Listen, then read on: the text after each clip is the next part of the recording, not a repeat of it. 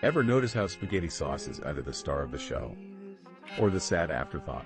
Like, we've all had watery jar sauce that tastes like tomato-flavored regret. But today, I'm showing you how to make a quick, easy spaghetti sauce from scratch that's so good, you'll never want to go back to the jar again. Step 1. The base. Grab a medium pot, drizzle in some olive oil, and heat it up. Toss in a chopped onion and a couple of garlic cloves. Let them sizzle until the kitchen smells like an Italian grandma just moved in. Step 2. The tomato moment. Add in 1 can of crushed tomatoes, or if you're feeling ambitious, fresh tomatoes you've blended. Stir it all together. This is your sauce's backbone, so don't skimp here. Step 3. Season like you mean it. Salt, black pepper, a pinch of sugar to cut the acidity, and then the herbs. Dried oregano, basil, and a little red pepper flakes if you like it spicy. Don't just sprinkle and pray. Taste as you go.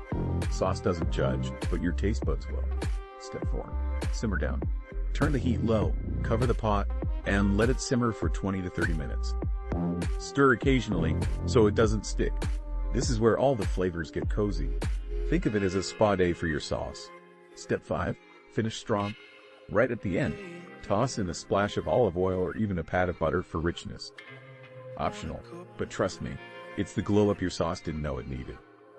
And boom, you've got yourself an easy, homemade spaghetti sauce that's rich, flavorful, and ready to hug every noodle on your plate. Toss it over spaghetti, top it with Parmesan, and watch how fast it disappears.